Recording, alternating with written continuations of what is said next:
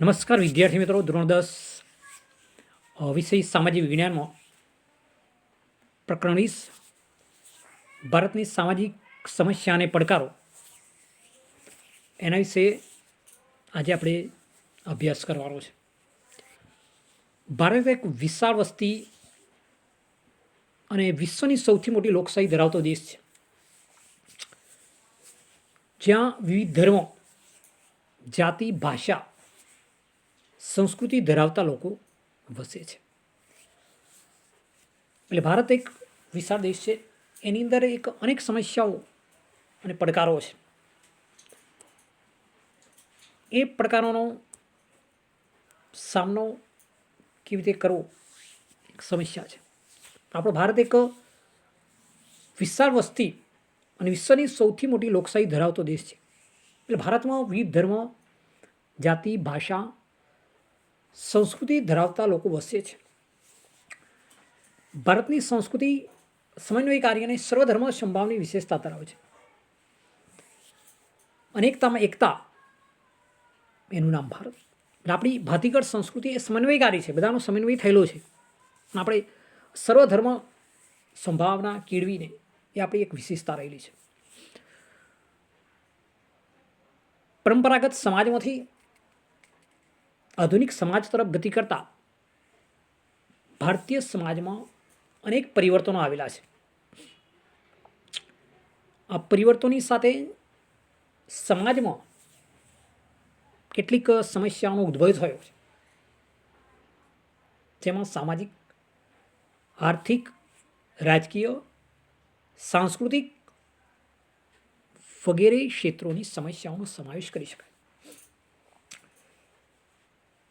કે આપણા ભારતીય સમાજમાં અનેક પરિવર્તનો આવેલા છે. એ પરિવર્તનની સાથે સાથે સમાજમાં કેટલીક સમસ્યાઓ છે, જેમાં સામાજિક છે, આર્થિક છે, રાજકીય, સાંસ્કૃતિક. અહીં આપણે એવા બે સામાજિક સમસ્યાઓનો જે અભ્યાસ કરવાનો છે એ સાંપ્રદાયિકતા અને જ્ઞાતિવાદ છે. અને આ પ્રકરણની અંદર એ સમસ્યાઓ છે ચર્ચા, અને એની સામે કયા પડકારો છે એની ચર્ચા કરવાની છે. કે દેશને જ્યારે સ્વતંત્ર આપવામાં વિવિધ ધર્મ, જાતિ, ભાષા ધરાવતા લોકોએ સહિયારો પુરુષાર્થ કર્યો અને જેમના પ્રયત્નોને પરિણામે આપણને આ મહામૂલી સ્વતંત્રતા મળી હતી. એટલે આઝાદીની ચળવળની અંદર આપણે બધા ધર્મ, જાતિ, ભાષા આ બધાના પર એને આપણે સહિયારા પુરુષાર્થથી અને એમના પ્રયત્નોથી આપણે જે મહામૂલી સ્વતંત્રતા મળી હતી. સ્વાતંત્ર્ય આંદોલન દરમિયાન જે લોકો એકત્ર હતા, જેમના સદભાવના, એકતા હતી, સહિષ્ણુતા હતી, આ વગેરેમાં સ્વતંત્રતા બાદ ઓટ આવતી ગઈ તો એવું જણાવ્યું છે. કે અંગ્રેજો આપણા અહીંયા હતા, આપણે ગુલામ હતા, ત્યારે બધા ધર્મ, જાતિ, ભાષા બધું ભૂલીને એક રાષ્ટ્રવાદમાં ભાવના કેળવીને રાષ્ટ્રવાદની આપણે સ્વતંત્ર આંદોલનમાં કર્યા. એની અંદર સદભાવના, એકતા અને સહિષ્ણુતા એકબીજા પ્રત્યેની જોઈ અને એમાં આપણા આઝાદ બન્યા. પણ સ્વતંત્રતા મળ્યા બાદ સદભાવના, એકતા, સહિષ્ણુતામાં ઓટ આવી ગઈ છે.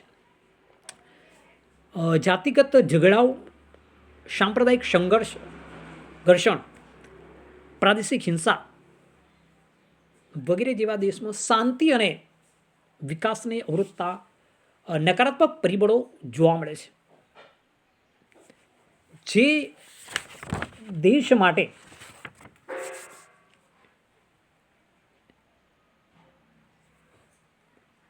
માટે સામાજિક સદભાવ, બિન સાંપ્રદાયિકતા, લોકશાહી મૂલ્યો અને રાષ્ટ્રીય એકતા સામે ગંભીર પડકારો ઊભા થયા છે. કે જે જાતિગત ઝઘડાઓ જોવા મળે છે, સાંપ્રદાયિક ઘર્ષણ જોવા મળે છે, પ્રાદેશિક હિંસા છે, આ બધા એ દેશમાં શાંતિ અને વિકાસને અવરોધતા એક પરિબળો છે અને પાછા નકારાત્મક પરિબળો છે. જે દેશ માટે સામાજિક સદભાવના, બિન સાંપ્રદાયિકતા, લોકશાહી મૂલ્યો અને રાષ્ટ્રીય એકતા માટે પડકારો ઊભા થયા છે. હવે આપણે એક નવા મુદ્દાની ચર્ચા કરીએ. સાંપ્રદાયિકતા. ધર્મ એ શ્રદ્ધાની આસ્થાનો વિષય છે. મોટાભાગે માનવ કોઈને કોઈ ધર્મ કે સંપ્રદાયમાં માનતો હોય છે, તો ભારત એક બિન સાંપ્રદાયિક અને ધર્મનિરપેક્ષ દેશ છે. તેથી સંકુચિતતા સાંપ્રદાયિકનું આચરણ બંધારણની ભાવના વિરુદ્ધ છે. જ્યારે કોઈ ધાર્મિક જૂથ કે સમુદાય કોઈ પણ કારણસર બીજા ધર્મ કે સંપ્રદાયનો વિરોધ કરે છે ને, ત્યારે સાંપ્રદાયિક તણાવ ઉત્પન્ન થાય છે. કોઈ પણ ધર્મ કે સંપ્રદાયના સભ્યો અન્ય ધર્મોની તુલનામાં પોતાના ધર્મ કે સંપ્રદાયને શ્રેષ્ઠ દર્શાવવાનો પ્રયાસ કરે અને પોતાના ધાર્મિક હિતને વધુ મહત્વ આપે છે. ત્યાંથી દરેક નાગરિકને વ્યક્તિગત રીતે નહીં, પરંતુ સાંપ્રદાયિક રીતે જુએ છે. અને આવી વિચારધારા સમાજને વિભાજન તરફ લઈ જાય છે. સ્વાતંત્ર્ય પ્રાપ્તિના આટલા વર્ષો બાદ પણ આપણે સાંપ્રદાયિકતાની સમસ્યા પર સંપૂર્ણ નિયંત્રણ લાવી શક્યા નથી. સંકુચિત સાંપ્રદાયિકતા ઘણી તે નુકસાનકારક છે. તેનાથી દેશમાં સામાજિક તણાવ ઉત્પન્ન થાય છે. વ્યક્તિ પોતાના જે બંધુઓને પોતાના વિરોધી માને છે. તેથી સમાજમાં મતભેદ અને ધૃણાનું વાતાવરણ ઊભું થાય છે. સાંપ્રદાયિક તણાવથી સાંપ્રદાયિક હિંસા કે ઝઘડાઓ થાય છે. બધી બાબતોમાં લોકશાહી વિચારધારા, રાષ્ટ્રીય એકતા અને રાષ્ટ્રના વિકાસ માટે ખતરારૂપ છે. એટલે સાંપ્રદાયિકતાના જે વિચારધારાને કારણે ઘણા એવા પ્રશ્નો સમસ્યાઓ ઊભી થાય છે. અને આપણે સ્વતંત્ર આટલા વર્ષો બાદ સાંપ્રદાયિક જે સમસ્યા છે એના પર નિયંત્રણ લાવી શક્યા નથી. સાંપ્રદાયિક જે સંકુચિતતા છે એ નુકસાનકારક છે અને સામાજિક તણાવ ઊભો થાય છે. વ્યક્તિ પોતાના જ બંધુઓને પોતાના વિરોધીમાં જ સમાજની અંદર મતભેદ અને ધૃણાનું વાતાવરણ ઊભું થાય છે. એટલે સાંપ્રદાયિક તણાવથી સાંપ્રદાયિક હિંસા કે ઝઘડાઓ થાય તો લોકશાહી વિચારધારા, રાષ્ટ્રીય એકતા, રાષ્ટ્રના વિકાસ માટે ખતરારૂપ છે. હવે આપણે આગળ જોવાનું છે સાંપ્રદાયિકતા સામે સંઘર્ષ. આપણે જાણીએ કે સાંપ્રદાયિકતા એ વ્યક્તિ, સમાજ અને રાષ્ટ્રના વિકાસને અવરોધતું પરિબળ છે. સાંપ્રદાયિકતા દૂર કરવા માટે આપણે ઉપાયો હાથ ધરવા જોઈએ. એમાં છે સૌપ્રથમ નાગરિક અને સરકારે સાંપ્રદાયિક દરો સામે સખ્તાઈપૂર્વક સામનો કરવો પડશે. તેને દૂર કરવા પ્રયત્ન કરવો પડશે. સાંપ્રદાયિકતા દૂર કરવાનું અસરકારક કાર્ય શિક્ષણ કરી શકે છે. આપણા શિક્ષણમાં અને અભ્યાસક્રમમાં બધા જ ધર્મોની સારી બાબતોનો સામેલ કરવામાં આવે. તેમજ શાળામાં યોજાતી સર્વધર્મ પ્રાર્થનાઓ, સામાજિક પર્વોની ઉજવણી વગેરે જેવી પ્રવૃત્તિથી બાળકોમાં તમામ ધર્મ પ્રત્યે આદરભાવ કેળવાય છે. સાંપ્રદાયિક વિચાર આધારિત રાજકીય પક્ષોને માન્યતા આપવી જોઈએ નહીં. ચૂંટણી માટે ખાસ આચારસંહિતા છે અને તેનો અમલ કરવો અને કરાવવો જોઈએ. રેડિયો, ટીવી, સિનેમા સામાન્ય નાગરિક સુધી પહોંચાડવાના શ્રેષ્ઠ દ્રશ્ય શ્રાવ્ય માધ્યમો છે. તેમણે સર્વધર્મ સંભાવ સૃષ્ટિનો પ્રચાર કરવો જોઈએ. રાષ્ટ્રીય હિતો અને રાષ્ટ્રવાદને પ્રોત્સાહન મળે તેવા કાર્યક્રમો પ્રસારિત કરવા જોઈએ. ધાર્મિક વડાઓ, રાજકીય નેતાઓએ સાથે મળીને દેશના વિકાસ માટે સાંપ્રદાયિકતાને નાથવાનો પ્રયત્ન કરવો જોઈએ. સાંપ્રદાયિકતા દૂર થાય તે માટે યુવાનોએ આગળ આવવું જોઈએ. યુવાનોમાં સાંપ્રદાયિકતાના સ્થાને બિન સાંપ્રદાયિક અને વૈજ્ઞાનિક દૃષ્ટિકોણ વિકસે તેવા પ્રયત્નો સામાજિક અને શૈક્ષણિક ક્ષેત્રે થવા જોઈએ. માટે સરકારે નહીં પણ સમાજે પણ વિશિષ્ટ પ્રયત્નો કરવા જોઈએ. ધર્મ, જ્ઞાતિ, પ્રાંત, ભાષા ઉપરથી રાષ્ટ્રહિત, રાષ્ટ્રગૌરવ તેવી જ સમજ લોકોને એક તાંતરે બાંધે છે અને રાષ્ટ્રવાદ અને રાષ્ટ્રીય એકતાને પોષે છે. હવે આપણે નવો મુદ્દો લઈએ, જ્ઞાતિવાદ. ભારતની સામાજિક વ્યવસ્થા સામાજિક સ્તરના સ્વરૂપ તરીકે જ્ઞાતિવાદનું જે અસ્તિત્વ સદીઓથી રહ્યું છે. આમાં ભારતની સામાજિક સંરચના જ્ઞાતિ પર આધારિત છે એમ કહી શકાય. જ્ઞાતિ વ્યવસ્થા જે પ્રારંભિક પરિકલ્પના આજે છે તેના કરતાં પ્રાચીન સમયમાં ભિન્ન હતી. સમાજની જરૂરિયાતો પરિપૂર્તિ અને શ્રમ ભાજનના વિભાજનના પાયારૂપ કાર્ય પર આધારિત જ્ઞાતિઓ હતી.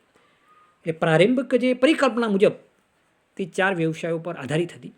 એને આપણે વર્ણ વ્યવસ્થા કહીએ કે બ્રાહ્મણ, ક્ષત્રિય, વૈશ્ય અને શૂદ્રથી. આ જ્ઞાતિ આધારિત નિવાસ જે વ્યવસ્થા અને વ્યવસાયો હતા, વ્યવસાયને આધારે આવકના સ્ત્રોત રહેતા. સમાજમાં આવક જૂથના આધારે કેટલીક જ્ઞાતિઓ ઓછી આવક મેળવતી હોવાથી સમાજના અન્ય જ્ઞાતિ સમૂહથી આર્થિક સ્થિતિમાં નબળી રહી ગઈ. ભારતમાં અંગ્રેજોના શાસનકાળ પહેલાં સમયે કેટલીક જાતિઓ અન્ય સમૂહથી દૂર સહેલાઈથી ન પહોંચી શકે તેવા દુર્ગમ જંગલો અને પહાડ વિસ્તારમાં અલગ વસવાટ કરતી હતી. એટલે અંગ્રેજ શાસનકાળ દરમિયાન એ પહેલાંના સમયની અંદર કે કેટલીક એવી જાતિઓ જ્યાં સમૂહ હતા એ માનવ વસવાટથી દૂર કે લોકો જ્યાં સહેલાઈથી પહોંચી ન શકે દુર્ગમ અને પહાડી વિસ્તારોમાં અલગ વસવાટ કરતી હતી. આ જાતિઓનું સામાજિક જીવન અને સાંસ્કૃતિક જીવન અન્ય પ્રજા સમૂહથી અલગ હતું. તેઓની પોતાની આગવી સંસ્કૃતિ બોલી હતી. તે જાતિના લોકો પણ પેઢી દર પેઢી અલગ વસવાટ, એકાંકી જીવન વગેરેને કારણે વિકાસ સાધી શક્યા નહીં. પરિણામ તેમની આર્થિક અને સામાજિક સ્થિતિ પણ નબળી રહી. હવે જોઈએ લઘુમતીઓ, નબળા વર્ગો, પછાત વર્ગોના હિતો રક્ષણ માટેની બાંયધરી જોગવાઈ. એટલે બંધારણીય જોગવાઈઓ કઈ કઈ થઈ તે એટલે લઘુમતી, નબળા, પછાત વર્ગોના હિતોના રક્ષણ માટે કેટલીક એવી બંધારણીય જોગવાઈઓ કરવામાં આવી છે, એની ચર્ચા કરી લે. તો ભારતના બંધારણમાં લઘુમતીઓ, નબળા વર્ગોને પછાત વર્ગોના રક્ષણ, કલ્યાણ અને વિકાસ માટે કેટલીક બંધારણીય જોગવાઈ કરવામાં આવી છે. આ જોગવાઈઓ તેમના હિતોની રક્ષા, સામાજિક અસમાનતાનું નિવારણ અને તેમના કલ્યાણ અને વિકાસ માટે સુનિશ્ચિત કરી છે.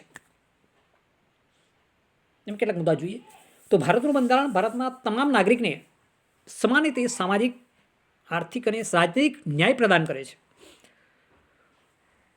ભારતના બંધારણમાં જણાવ્યું છે જાતિ, જ્ઞાતિ, ધર્મ, ભાષા, લિંગને આધારે કોઈ પણ પ્રકારનો ભેદભાવ રાખવામાં નહીં આવે. દરેક વ્યક્તિને સમાન તક અને સમાન દરજ્જો પ્રાપ્ત થાય તેનો પણ બંધારણમાં ઉલ્લેખ છે. આ ઉપરાંત રાજ્યોને એવા પણ અધિકારો આપવામાં આવ્યા છે કે તેણે કલ્યાણકારી રાજ્યનું દાયિત્વ નિભાવવા, નબળા તથા પછાત વર્ગોની રક્ષા કરવા માટે મૂળભૂત અધિકારો પર બંધારણમાં રહીને યોગ્ય પ્રતિબંધ લગાવી શકે છે. ધાર્મિક સ્વાતંત્ર્યનો અધિકાર, કોઈ પણ ધર્મનું પાલન કરવાની સ્વતંત્રતા આપવામાં આવે છે. લઘુમતીઓ, નબળા વર્ગો અને પછાત વર્ગોને બંધારણીય હક આપવા પાછળનો મુખ્ય ઉદ્દેશ્ય એ છે કે તેઓને રાષ્ટ્રમાં સમાન તક, ન્યાય અને દરજ્જો આપવો. રાષ્ટ્રની પંચવર્ષીય યોજનાઓ પણ આ બધા વર્ગો માટે ખાસ ધ્યાન રાખવામાં આવેલું છે. હવે આપણે આગલો મુદ્દો જોઈએ લઘુમતીઓ માટેનો કે લઘુમતી કોને કહેવામાં આવે છે. તો ધર્મ કે ભાષાને આધારે કોઈપણ પ્રદેશ કે પ્રદેશોમાં બહુમતીમાં હોય તેવા લોક સમૂહને લઘુમતી કહેવામાં આવે છે. ભારતના બંધારણમાં લઘુમતી માટે સ્પષ્ટ વ્યાખ્યા કરવામાં આવી નથી. દેશ કે પ્રદેશની વસ્તીમાં અડધા કે તેથી ઓછી સંખ્યા ધરાવતા લોક સમૂહને લઘુમતી કહી શકાય છે. લઘુમતીનો ખ્યાલ છે કોઈ પણ ધર્મ, ભાષા કે પ્રદેશ પૂરતો મર્યાદિત નથી.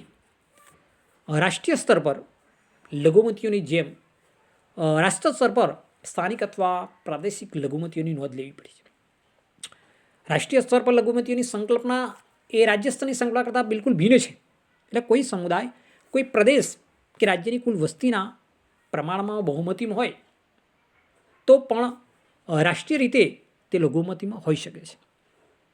તથા તેના લગ જે તે રાજ્યમાં લઘુમતીમાં હોય પણ તેઓ રાષ્ટ્રીય સ્તરે બહુમતીમાં પણ હોઈ શકે છે. એટલે ભારતમાં લઘુમતીઓને બહુમતીઓની જેમ જ અધિકારોને સમાન ધોરણે મળ્યા છે. લઘુમતીઓની સંસ્કૃતિ, ધર્મ, લિપિ, ભાષાના સંરક્ષણ અને પ્રોત્સાહન માટે બંધારણમાં કેટલીક વિશિષ્ટ જોગવાઈઓ કરવામાં આવી છે. જેમ કે લઘુમતીઓના હિતો અને તેમના કલ્યાણ અને વિકાસ માટે રાષ્ટ્રીય લઘુમતી પંચની રચના કરવામાં આવી છે. ધાર્મિક સ્વતંત્રનો અધિકાર, એમાં લઘુમતીઓને વિશ્વાસ અપાવે છે. પોતાના ધર્મના પ્રચાર અને પ્રોત્સાહન માટે પ્રયત્નો કરી શકે. કાયદો જે બળપૂર્વક ધર્માંતરણો માન્ય નથી આપતો. સરકારી સહાયથી કોઈ પણ શિક્ષણ સંસ્થામાં ધાર્મિક શિક્ષણ આપી શકાતું નથી. તમામ ધાર્મિક સમુદાયોને તેમના ધર્મના વ્યવસ્થાપન અને ધાર્મિક કાર્યો માટે સંપત્તિ મેળવવાનો તેની દેખરેખ રાખવાનો અધિકાર છે. એટલે સાંસ્કૃતિક અને શૈક્ષણિક અધિકાર દ્વારા લઘુમતીઓ પોતાની લિપિ અને સંસ્કૃતિનું રક્ષણ કરી શકે છે. સરકારી સહાય મેળવીને કોઈ પણ સંસ્થા ધર્મ, વંશ, જાતિ મળે કે ભાષાને આધારે કોઈપણને પ્રવેશ મેળવવાની અટકાવી શકાશે નહીં. સમાજના તમામ વર્ગોને પોતાની પસંદગી પ્રમાણે ભાષા, લિપિ જાણવાનો અધિકાર કરવાનો છે. શૈક્ષણિક સંસ્થા સ્થાપવાનો, ચલાવવાનો અધિકાર છે.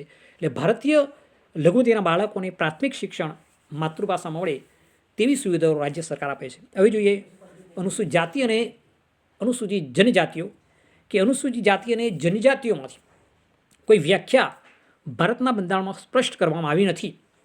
એટલે સંબંધિત રાજ્યના રાજ્યપાલની સલાહથી રાષ્ટ્રપતિના આદેશ દ્વારા તેનો વિશેષ ઉલ્લેખ કરવામાં આવ્યો છે. જ્ઞાતિવાદમાં કેટલાક જ્ઞાતિઓનું શોષણ અટકાવવા, તેમની સામેના અન્યાય દૂર કરવા, સમાનતા અને ભાતૃત્વની ભાવના તેમનામાં જે કેળવાય અને એમને મળેલી સંકુચિતતા દૂર કરવા, તેમનો સામાજિક, આર્થિક અને શૈક્ષણિક વિકાસ થાય તે હેતુસર ભારતમાં બંધારણમાં કેટલીક વિશિષ્ટ જોગવાઈ કરવામાં આવેલ છે. બંધારણની કલમ 341માં જણાવ્યા પ્રમાણે અનુસૂચિતમાં સમાવિષ્ટ જ્ઞાતિને અનુસૂચિત જાતિ તરીકે ઓળખવામાં આવે છે, જ્યારે બંધારણની કલમ 342 પ્રમાણે અનુસૂચિત પ્રમાણે સમાવિષ્ટ જાતિઓને અનુસૂચિત જનજાતિ તરીકે ઓળખવામાં આવે છે. એટલે અનુસૂચિત જનજાતિઓમાં એવા લોકોનો સમાવેશ કરવામાં આવ્યો છે કે જેમને મોટે ભાગે જંગલ કે પહાડી વિસ્તારમાં રહે છે, વિશિષ્ટ ભૌગોલિક સ્થિતિમાં નિવાસ કરે છે, બીજા કરતાં અલગ સામાજિક અને સાંસ્કૃતિક જીવન જીવે છે અથવા જીવન ધરાવે છે, સામાન્ય લોકો કરતાં આર્થિક અને શૈક્ષણિક રીતે પછાત છે. હવે આપણે બંધારણીય જોગવાઈની વાત કરીશું. તો આપણા બંધારણમાં અનુસૂચિત જાતિ અને અનુસૂચિત જનજાતિના વિકાસ અને કલ્યાણ માટે કેટલીક ખાસ જોગવાઈઓ કરવામાં આવી છે, જે નીચે મુજબ છે. એની અંદર સામાન્ય જોગવાઈઓ. નંબર 1, બંધારણીય આર્ટિકલની જે વાત કરી છે એની અંદર જોઈએ તો બંધારણીય આર્ટિકલ 15 પ્રમાણે કેવળ ધર્મ, જાતિ, જ્ઞાતિ, ધર્મસ્થાન કે તેમાંની કોઈ પણ બાબતને ભેદભાવ પર પ્રતિબંધ મૂકે છે. વધુમાં આ કલમ દ્વારા એવું જણાવવામાં આવે છે કે કોઈ પણ નાગરિક આ બાબતો હેઠળ દુકાન, જાહેર રેસ્ટોરન્ટ, હોટલો હોય, જાહેર મનોરંજનના સ્થળોમાં પ્રવેશ મેળવવા અંગે છે કૂવા, તળાવ, સ્નાનઘાટ માટે રસ્તાઓ સર્વાંગ અથવા અંશતઃ રાજ્ય સરકાર તરીકે મેળવવામાં અથવા જાહેર જનતાના ઉપયોગ માટે અર્પણ કરવામાં સ્થાનોનો ઉપયોગ કોઈપણ નાગરિક કોઈપણ પ્રકારની ગેરલાયકાત, જવાબદારી, નિયંત્રણ અથવા શરતો લાદી શકશે નહીં. અને આર્ટિકલ 29 પ્રમાણે જોઈએ તો ભારતના પ્રદેશમાં અથવા તેના કોઈ પણ ભાગમાં વસતા કોઈ પણ નાગરિકો જો વિશિષ્ટ ભાષા, લિપિ કે પોતાની કહી શકાય તેવી સંસ્કૃતિ ધરાવતા હશે તો તેને સાચવવાનો એમને અધિકાર રહેશે. કેવળ ધર્મ, જ્ઞાતિ, ભાષા કે તેમના કોઈ પણ આધારે રાજ્ય તરફથી નિભાવાતી અથવા નાણાકીય સહાયથી ચાલતી શિક્ષણની કોઈ પણ સંસ્થામાં કોઈ પણ નાગરિકને પ્રવેશ મેળવતા અટકાવી શકાશે નહીં. એટલે બંધારણીય આર્ટિકલ 15 પ્રમાણે અને આર્ટિકલ 29 પ્રમાણે જે ખાસ જોગવાઈઓ અનુસૂચિત જાતિ માટે કરવામાં આવેલી છે એ સામાન્ય જોગવાઈઓની આપણે ચર્ચા કરેલી છે. એટલે અનુસૂચિત જાતિ અને જનજાતિ આજે બંધારણીય જોગવાઈઓ, સામાન્ય જોગવાઈઓ જે બતાવી છે એ આની આપણે ચર્ચા કરેલી છે. એટલે આજે આપણે આટલે સુધી રાખીએ છીએ અને પછીનો મુદ્દો છે એ ફરીના થશે. એટલે બીજા વિડીયોમાં તમને મૂકવામાં આવ્યો છે એ પ્રમાણે ચર્ચા કરેલો. આ મુદ્દાને આપણે અહીંયા પૂર્ણ કરીએ છીએ. અસ્તુ. જય હિન્દ.